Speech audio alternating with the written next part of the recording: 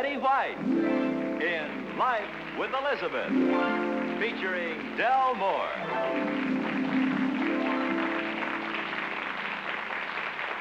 Incident number 1 in the life of Elizabeth occurred because of Bill Dunning. That's all I remember. I don't know who Bill Dunning is any more than you do. Let's go find out. Elizabeth, who's Bill Dunning? Well, I seem to remember this episode's about somebody named Bill Dunning. Oh, they're dunning you to pay your bills. I remember now. The collection agency. Sorry, I didn't see him. I fixed the fuse, sweetie. Remind me to get some 20-amp fuses the next... You're staring, Elizabeth. Alvin. Hmm? How are you fixed for shoulders? I'll go get them. I'll lift them in my coat. I think the time has come for me to tell you the whole story. Good. Time to stop staring and start sharing. Well, first of all... Wait a minute. I think I made a profound remark. Stop staring. No? Go ahead. Read this. Dear customer, through an oversight, you have neglected to pay for the $4.95 purchase you made at the Emporium department store on January 17th. The Emporium has seen fit to turn your account over to us. At this stage of the game, we always take the attitude that to err is human, to forgive divine. We can't wait to forgive you. Please send your check immediately, payable to either Mr. Steele or Mr. Fist, care of the Steele Fist Collection Agency. How about that? Is that a threat or is it? They can't wait to forgive us. I don't see anything threatening about it. Well, how about the Steele Fist Agency? I bet they had to hunt all over town to find two men with the names Mr. Steele and Mr. Fist. They probably had to settle for that. They couldn't find anybody named Mr. Brass or Mr. Knuckles or Mr. Broken Bottle or a midget named Sawed-Off Shotgun. Are you mad or scared? I'm mad. I hate threats. Why? They scare me. Oh. Now, look, why don't you settle the whole thing and pay the bill? Because I don't think I bought anything at the Emporium on that day for $4.95. You don't think? Oh, I was in the store around that time. I was buying a present for your boss, and you know I'd never spend that much money on Mr. Fuddy. Maybe that's why I never get a raise. Why don't you just forget the whole thing, honey? Forget it? How can... They won't let me... Look at this. This is the second letter. You notice it's on cheaper paper. Customer. I'm not even a dear customer anymore. Mr. Steele didn't get your check for $4.95, so he consulted with Mr. Fist. Mr. Fist didn't get your check either. They were forced to conclude you didn't send the check because Mr. Steele and Mr. Fist very seldom lie to each other. Are you still scared? Well, sure I am. What kind of a mind would sit in a dingy office and write up a letter like that? They might do anything. So you got 2 little letters. 2? Look here. Look. This one came about 3 months ago, and this one arrived about a month later, and since then they've been coming in every second day. Why didn't you tell me? Here's number 3. Why didn't you tell me about it? Because I'm sure I didn't buy the whatever it was for $4.95. This is on foolscap with lines. This is the cheapest stationery we have. We want you to feel at home. No to you, no check for $4.95. The next one was just a red card. It says, well, I tell you, darling, it's a regular war of nerves. Are you sure that you didn't buy anything at the Emporium for $4.95? I'm absolutely almost positive. Well, that almost isn't too good, I'll tell you that. Here's one that isn't addressed to you. It's addressed to Mrs. Mudd. Read it. We realize your name isn't Mudd, but it will be if we don't get the $4.95. They alternate between threats and sarcasm. This one's sarcasm. Gee, they must have a group of psychiatrists or something down there like... Oh, look out, it's a bat! Hey, look out, it's a bat! What is it? Weapons. See? Funny? Put this in your wallet with the rest of the moths. Look at that. What are you laughing at? They reduce me to a state of quivering nerve ends, and you laugh. You're supposed to get mad. Honey, I'm sorry. Look, I'll admit their methods are a bit odd, but I don't see anything to get upset about. Oh, you don't. Well, maybe this will strike a little closer to home. What does it say? Well, it's another card. It's burned all around the edges. Go on, read it. You wouldn't let this happen to your husband's job for a measly $4.95, would you? I don't get it. Well, what did they burn around the edges with? They're threatening to have you fired. Elizabeth, it seems to me that you could keep track of your purchases a little better than this. Alvin, the least we can do is stay on the same team. Look at here. I'm going crazy. Look at these. This one says, we're waiting. This one says, all right for you. This is a piece of the rope we're at the end of.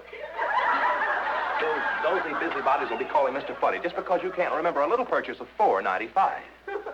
Oh, honey, what are you crying about? I'm scared. Oh, there's nothing to be scared of. After all, they haven't threatened you or anything. Yes, they have. Oh, they haven't. $4.95. This came today. Well, what is it? It's a doll with pins sticking in it. They want me to die. Elizabeth, this is an advertisement for the dress shop down the street. This is a pincushion. Then I'm going to live? Yeah, I'll check with the witch doctor. I can't for the life of me understand how you could just forget a little thing like a $4.95.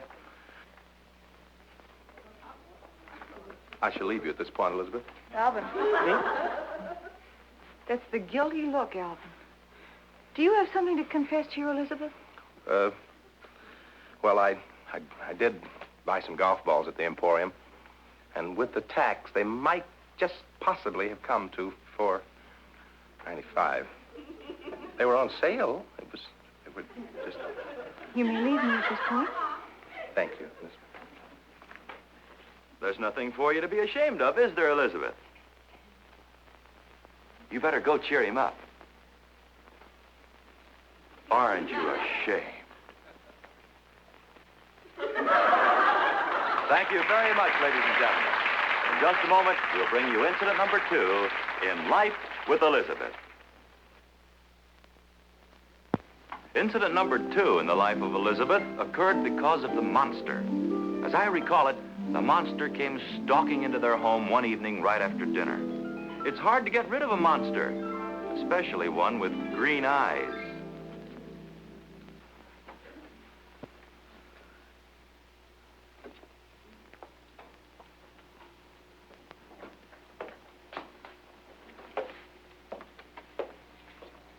You're going to set your hair on fire someday doing that. Yeah. Hey, you're missing a good show. Althea Swinburne's playing 2 different parts. What are you stalking? Ants. Look, huh? They go all the way across there, and up there, and across under there, and down there. Huh. Althea who? Swinburne. Say, why don't you put some powder where they start? Well, I don't know where they start. They're going in circles. Well, they start from outside. Put some powder on the windowsill. I did that this morning. This is a detour. Who's Althea Swinburne? Swinburne. Look, honey, if you put the powder all along here instead of all in one spot, it'd work. Boy, I'm going to miss the last act. Come on, watch your work, honey. I don't even know who she is. Well, sure you do, sweetie. Remember the movie the other night? She was sort of third assistant hairdresser to Madame Pompadour. Was it? Oh, you mean the one with the... Oh, yeah. Say, where have you been? She's a big star now. Well, I didn't know the picture was that old. Oh, honey, you're just behind times. Come on. No, I think I'll stay here with the ants. One old ant to another.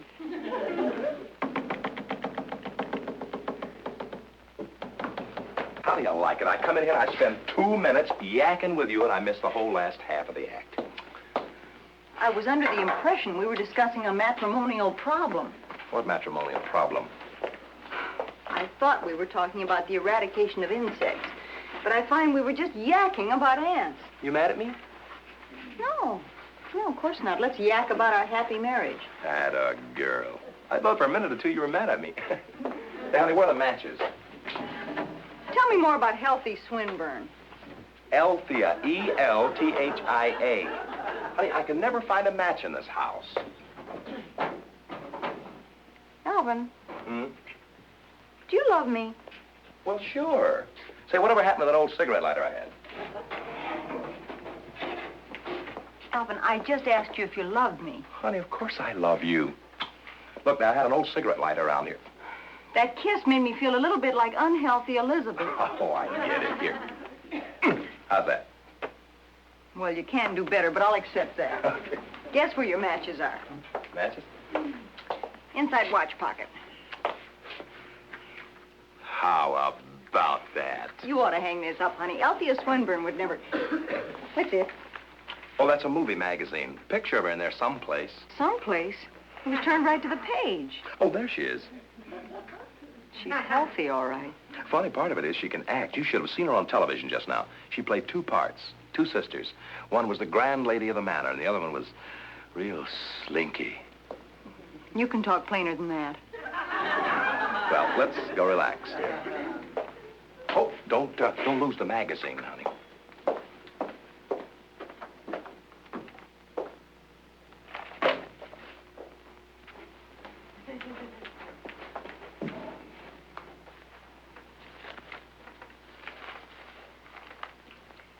Alvin. May I see your wallet, please? Sure. When did you start asking?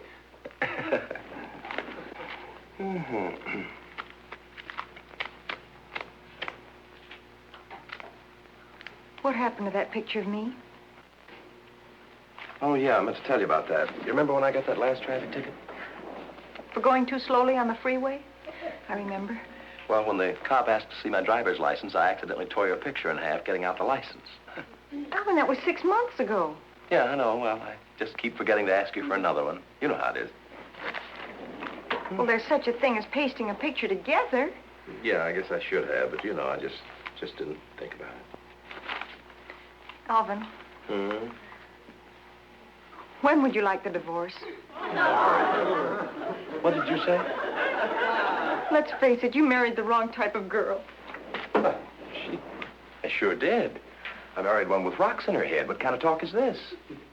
All these years, I thought we were so happy. We weren't. Oh, I was happy, but you were searching. Oh, don't get melodramatic, Elizabeth. Oh, it's easy for you to say don't get melodramatic. None of this touches you. You have a heart as cold as a pickle. Pickles aren't cold. You see, all you care about is my choice of words rather than what I'm saying.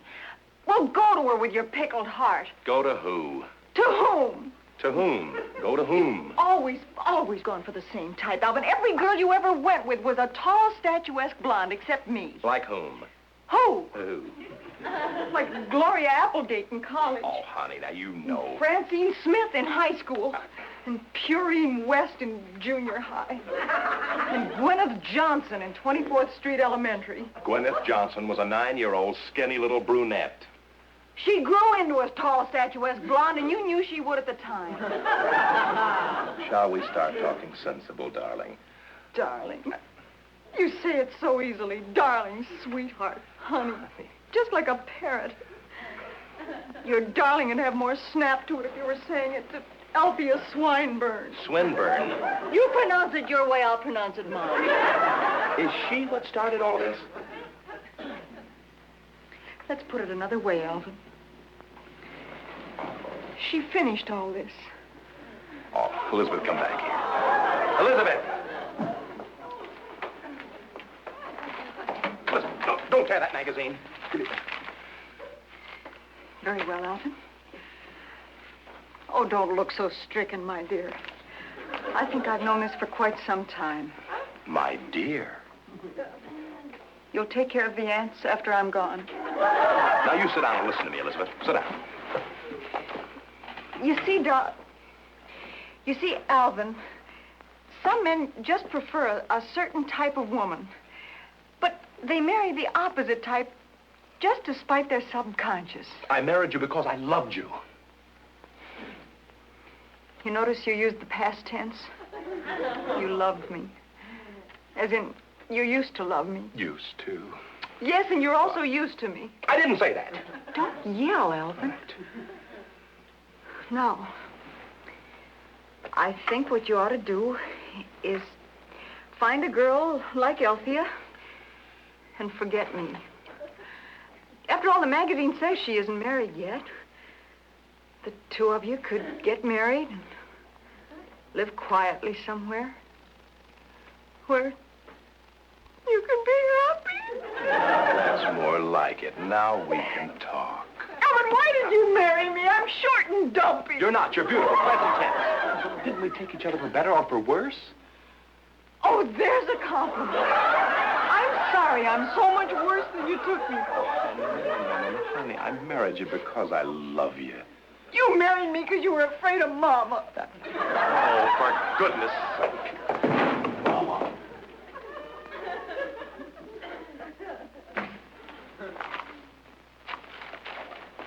Ridiculous. If this is the type of girl you prefer, I don't see why you should be stuck with me. All right, Elizabeth, I'll marry her the day after tomorrow. I'm busy right now. After all, marriage is just a word. It doesn't have to be a sentence. Yeah. Did you hear what I said, Alvin? I said matrimony is just... What are you marking up her face for? Why not? Contest is on this side of the page. You bought the magazine for a contest? Didn't bad at all. Found on the bus. Sit down. Look, honey, if we multiply certain numbers by 9, we might win a boat or something. Okay, get a pencil. You're good at this sort of stuff. There's one over there. 9 by 9 is... Alvin, do you mind if I do just one thing? Could I put a mustache on Althea Swinburne? Be my guest. 9 times 9 is 73, 60. Elizabeth. Thanks for getting jealous. You're welcome. Thank you. In just a moment, we'll bring you incident number 3 in Life with Elizabeth.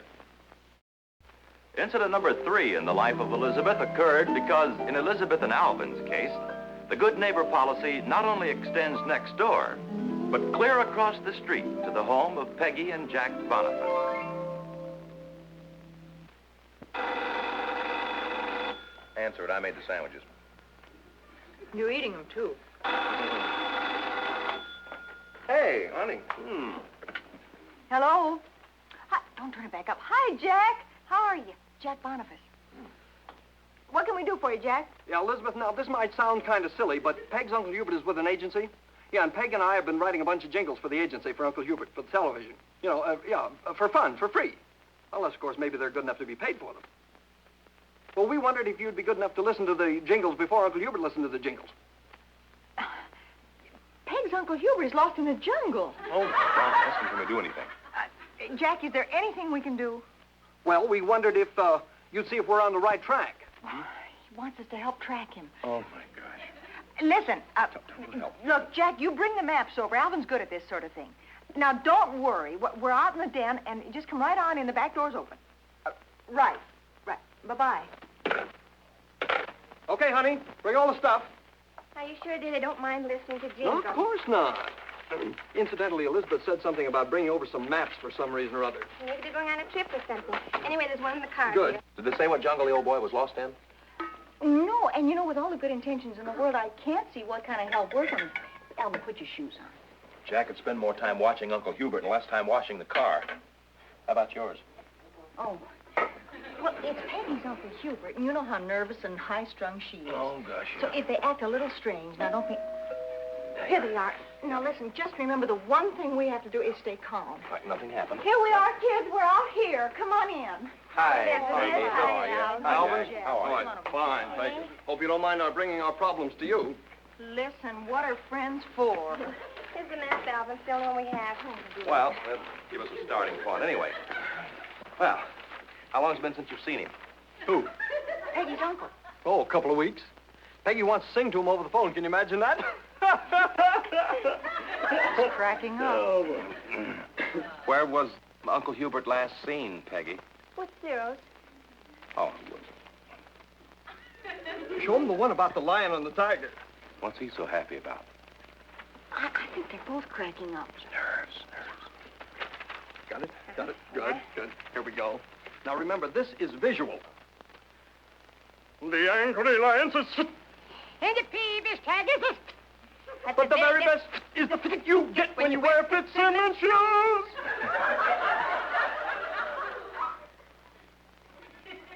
Well, of course, it sounds much better with music.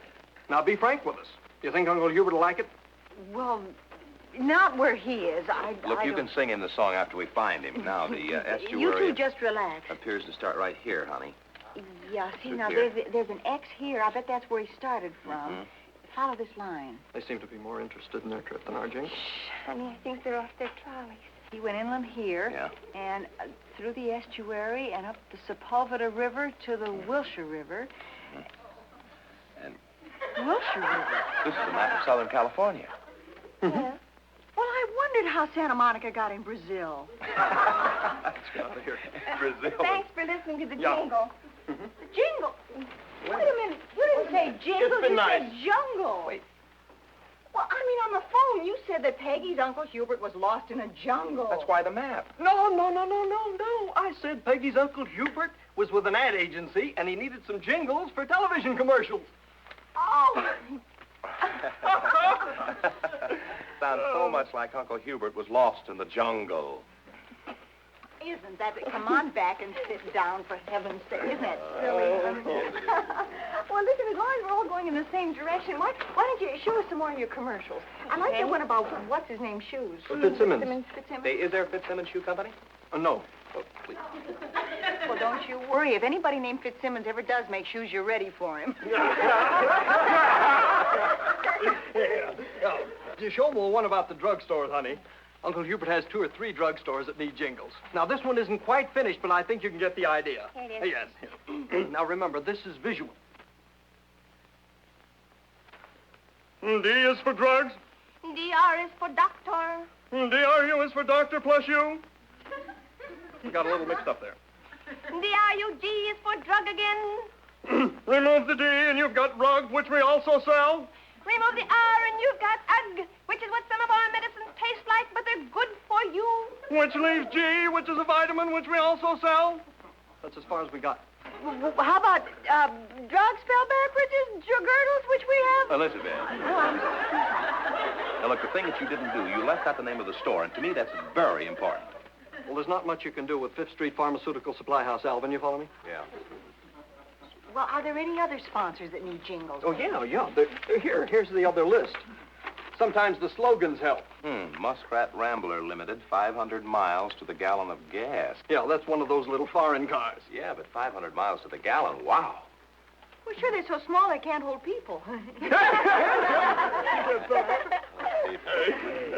yes. Hey, how about the Pumpity Pump gas station? Oh, we've got a good one for We that. have a good one for that. Now, there are just a few words missing, but I think you'll get the idea. Now, remember, this is visual. Pumpity, pumpity, pump. La, la, la, la, la, la. Pumpity pumpity pump. La la la la la la. La la la la la la la la la la la la la la la. Pump.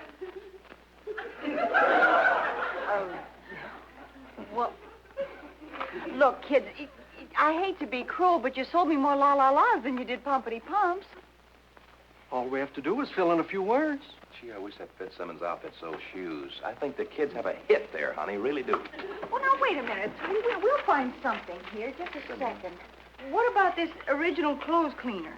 That's a gyp. No, we sent off for that. The guy says, don't bother with these new detergents. Do your clothes the way your ancestors did them. Ancestors. Yeah. So we sent in 25 cents, and he sent us a rock. $23 postage.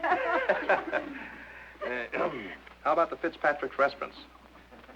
No. We tried that. Nothing rhymes. Well, listen, you already have it. Here's it. Well, sure you have.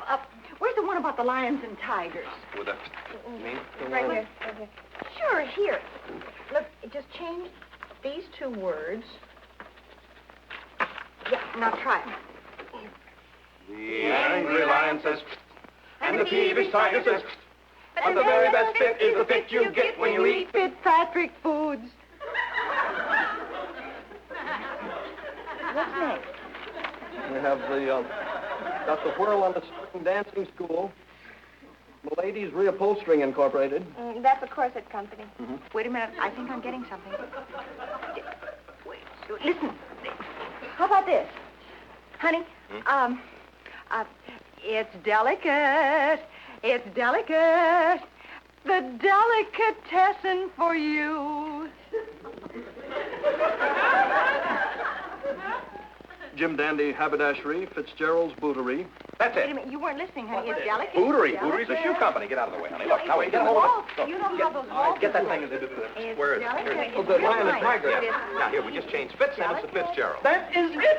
Right? It's not pink. It's delicate. The angry lion. It's And the delicate. peevish tiger. Hey. It's But the very Hey. best fit is the fit you get. Hey. It's half-past pastrami.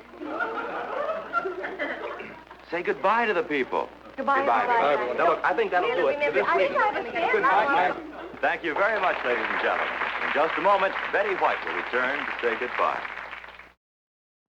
Now here to say goodbye to you is the lovely star of our show, Betty White. And thank you, everybody. Thank you. Maybe you'd like to hear how the jingle wound up. It's delicate. It's delicate. Betty, say goodbye to the people. Goodbye, people.